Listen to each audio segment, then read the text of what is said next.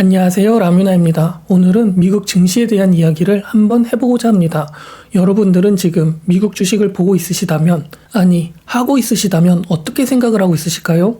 지금 현 상황에서도 미국 주식을 저렴하다고 생각을 해서 매수 버튼에 손이 잘 가고 계시나요? 아니면 이전과 다르게 매수 버튼에 손을 떼고 관망을 하고 계신가요?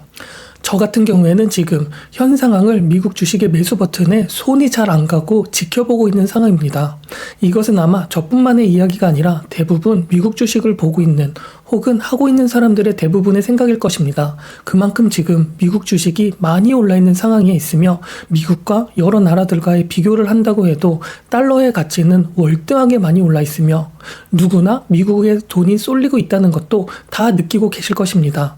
이러한 것을 보여주듯이 코로나 이전만 하여도 전 세계 주식시장에서 미국의 비중은 한 30% 정도 차지를 하고 있었다고 한다면 지금은 미국 주식이 전부 다 오르고 있고 시가총액도 역대급으로 높아진 상황에 비중은 60% 가까이 치중이 되어 있기도 하고 하니까 말이죠. 증시가 이렇게 높은 상황뿐만 아니라 경제를 보아도 지금 경제가 정말 좋은 거 맞나? 할 정도로 불확실성의 연속성에 있습니다. 이러한 불확실성도 아직 해소가 되지 않았음에도 불구하고 AI, 인공지능이라는 이슈로 모든 불확실성을 안고 지금의 경우에 다다르기도 했으니까 말이죠. 이러한 상황의 연속이기 때문에 어쩌면 누구는 미국 주식 시장에 손이 잘 안 가는 현상이 나오고도 있기도 하고 있으며 저 또한 이러한 상황이기 때문에 마찬가지로 매수 버튼에 손이 잘 안 가고 있습니다. 그렇다면 이러한 상황에서 앞으로 어떤 상황이 더 나올 수 있는 가능성이 높을까요? 오늘은 이러한 이야기를 한번 해보고자 합니다. 영상 시청하기 전 라뮤나 구독과 좋아요 꼭 부탁드리겠으며 앞으로도 좋은 내용으로 보답하고자 노력하고 있으니 많은 관심 부탁드리겠습니다. 그러면 바로 시작해 보도록 하겠습니다. 투자자의 관점에서 본다면 주식을 하던 부동산을 하던 자산의 투자에 있어서 가장 기피를 해야 하는 것은 불확실성이라는 요소일 것입니다. 그렇기 때문에 그 불확실성이 해소가 되면 자산들은 환호를 하고 급등도 하면서 오르기도 하는 것이고 이러한 불확실성이 계속 해소가 되지 않고 쌓이기만 한다면 자산은 공포의 연속 속에 하루하루 긴장을 하면서 살고 있을 것입니다. 하루하루의 긴장감으로 단기간의 이슈만으로 상승하고 하락하고를 반복을 하면서 이것이 연속이 되기도 할 것입니다.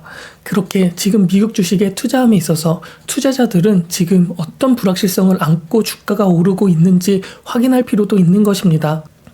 이에 가장 큰 불확실성의 요소는 바로 미국 금리가 대표적일 것입니다. 미국 기준금리 4.5%라는 이전과 비하여 매우 높은 수치로 지속되고 있다는 것이고 계속 지속이 될 수 있다는 것입니다. 이러한 금리와 연결이 되어 있는 시장금리, 중립금리 또한 이전과 다르게 높게 형성이 되어 있다는 것도 미국 주식 시장에 있어서 가장 대표적인 불확실성 요소이기도 하고 말이죠. 이렇게 최근에 노동시장 실업률이 지표가 발표가 되었는데 이게 너무 좋은 상황이 연출이 되면서 누구는 지금 미국 경제 너무 좋은데 왜 주식은 떨어지고 있는 거야?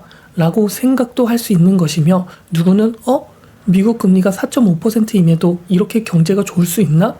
그러면 이제 금리 인하는 이슈는 더 이상 존재하지 않겠네? 라고 생각도 할 수 있는 것입니다. 또 금리 인하라는 게 왜 이렇게 발작이야? 인플레이션이 높아지니까 당연히 금리 인하 안 하는 거잖아. 그런데 주식이 왜 발작하지? 혹시 지금 이러한 것보다 중립금리 기준치를 지금 나라에서 못 찾고 있나? 이러한 이유도 다 포함이 되어 있는 것이 이번의 시장의 장이었습니다. 그렇게 지금은 이러한 불확실성 요소가 계속되어 버리기도 있고 해소가 되는 것보다 하나하나 의심이 더 생기고 있어서 대표적인 불확실성 요소는 분명할 것입니다. 이렇게 되어버리니 아이러니하게 금리하고 연결이 되어 있는 채권 시장의 가격 상승도 많은 요인으로 접하게 되고 있기도 하고 말이죠. 그렇다면 또 채권 시장을 보면 채권 가격이 떨어지는 게 안 좋은 거야 라고 생각을 하고 있는 분들도 분명히 있을 것입니다. 여기에 채권이라는 것을 볼 때에는 주식과 채권만 일단 본다면 우리는 투자자 입장에서 이것도 생각을 해볼 필요가 있는 것입니다. 만약 투자자가 돈을 가지고 있다면 수익률이 좋은 앞으로 더 좋은 투자를 하는 것에 올바른 방향일 것입니다. 그렇기 때문에 채권의 가격이 지금 계속 하락을 하고 있는 것은 좋은 수익성을 줄 수 있다는 기대감이 형성이 되어 버리게 됩니다. 채권을 그냥 가장 보편적으로 볼 때 금리 1%가 하락을 하게 되면 미국 장기채에 투자를 하고 있는 사람들의 경우 20%의 수익성을 얻게 되어 있습니다. 그렇게 되어버리니 지금 장기채가 5%인 경우이기 때문에 금리가 조금 내려가고 1%가 내려가는 것은 금방이기 때문에 기대수익 20%는 얻을 수 있게 된다는 것이고, 지금 주식시장이 너무 고점인 것 같다고 생각을 하는 사람, 즉 주식이 앞으로 20%는 오르지 못할 것 같은데 라는 생각을 하는 사람의 경우 채권으로 돈의 흐름이 바뀔 수 있게 되어버린다는 것입니다. 이러한 상황이 오게 되어버리면 미국 연준에서 금리를 인하하게 된다면 장기채 금리의 하락이 시작이 되고, 돈의 흐름은 채권 시장에 유입이 되면서 주식 시장에 유입이 되었던 돈의 흐름이 바뀌기 시작하면서 미국 주식 시장의 붕괴가 시작이 되어버릴 수 있다는 것입니다. 재작년, 작년 미국 증시가 2년 연속 20% 이상이 올랐던 9번째라는 것은 이러한 의미를 주는 것이고, 과연 세 번째 연속 20%가 가능할까? 라고 했을 때 대부분 에이 그럴 리가 하면서 투자의 방향성도 변하게 될 가능성이 높다. 이게 불확실성이 더 강해지고 있다라는 것입니다. 이게 끝일까요? 돈의 흐름이 주식에서 채권으로 바뀌는 것이? 그렇지 않습니다. 모든 것은 연쇄적으로 이어져 있는 게 돈의 흐름이고 지금의 현 상황이기도 합니다. 미국의 금리가 인하가 된다라고 한다면 또 봐야 할 것이 환율적인 문제일 것입니다. 금리의 격차로 인하여 발생되는 환율이 깨지게 되면서 나타나는 현상들이죠. 이게 가장 대표적인 것이 엔캐리 트레이드가 있습니다. 이미 우리는 작년 24년 8월에 엔캐리 트레이드가 존재하고 있구나 느꼈을 것입니다. 급격하게 폭락을 하고 그 이슈가 엔캐리 트레이드라는 게 대부분의 이슈로 떠올랐기 때문이죠. 이뿐만 아니라 직접 지표와 돈의 움직임을 보여주기도 했고 말입니다. 이렇게 미국 금리 인하가 되어버리면 일본 기준금리와 미국 기준금리 간의 격차가 줄어들게 되어버리는 것이기도 하며 이게 무슨 뜻일까? 생각을 하실 수도 있을 것입니다. 이에 지금 상황을 해석을 한다면 지금 미국 기준금리가 4.5%이고 일본의 기준금리가 0.25%입니다. 즉 이 말은 일본은 지금 돈을 빌릴 때 저렴하게 돈을 빌릴 수 있다는 말이 되는 것입니다. 무슨 뜻인지 점점 이해가 되시나요? 맞습니다. 지금 전 세계 시장에서 대부분의 사람들이 일본의 저금리를 이용해서 돈을 빌려 미국이나 미국보다 더 수익성이 높은 곳에 투자를 하고 있다는 것입니다. 그런데 돈을 빌릴 때 조금 빌릴까요? 최대한 빌릴 수 있는 만큼 빌릴 것입니다. 왜? 금리가 싸기 때문에. 그냥 지금 안정적으로 일본에 돈을 빌려서 미국에 투자해서 4% 이상은 보장이 되기 때문에입니다. 그렇다면 전 세계 사람들은 일본에 돈을 엄청 빌리고 목숨까지 장기까지 담보로 돈을 빌리게 될 것입니다. 이러한 상황에서 돈을 그렇게 빌렸으면 투자를 해야 하는데 어디다 할까? 미국 증시가 지금 계속 오르고 있고 엔비디아는 13배가 올랐고 비트코인은 7배? 오르고 테슬라도 엄청 올랐습니다. 지금 이런 주식의 변동성이 하루에 3% 이렇게 되기도 하고 말이죠. 그러면 여러분들은 어디에 투자를 하고 싶으신가요? 미국 주식 아닐까요? 이렇게 일본에 돈을 빌려서 미국에 엄청나게 지출을 하고 투자를 하고 있습니다. 이게 바로 엔캐리 트레이드입니다. 이러한 상황이 지금이며 미국이 금리가 낮아진다면 어떻게 될까요? 그만큼 수익성을 잃어버리게 된다는 것입니다. 안정적으로 4% 이상은 먹었었는데 그것보다 덜 먹어진다는 것이고 그만큼에 대한 불확실성이 생겨버리게 된다는 것입니다. 그렇다면 돈은 당연히 일본으로 돌아가게 되어버리는 것입니다. 왜? 지금 일본에 돈을 빌려서 미국에 투자를 한 사람들이 손해를 본 사람보다 손해를 안 본 사람들이 더 많으니까 말이죠. 지금 미국 주식은 고점이기 때문입니다. 그렇게 돈을 빼는 확률이 높아지게 되는 것입니다. 그러면 엔캐리 트레이드 청산이 일어나게 된다면 주식시장은 또 붕괴의 연속이 되는 것이고 엔화는 강세를 띠게 될 가능성이 높을 것입니다.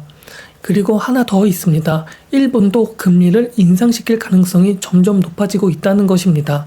일본이 금리가 인상이 된다는 말은 지금 이자를 빌릴 때 저금리이기 때문에 0.25%를 빌릴 수 있지만 이게 만약 0.5%가 된다면 그냥 0.25%가 오르는 것이 아니라 2배가 오르는 것입니다. 그렇게 되면은 돈을 빌린 사람의 경우 이만큼만 갚으면 되는데 이것보다 2배 더 갚게 되는 것이고 그만큼의 부담감이 생겨버리게 된다는 것과 같습니다.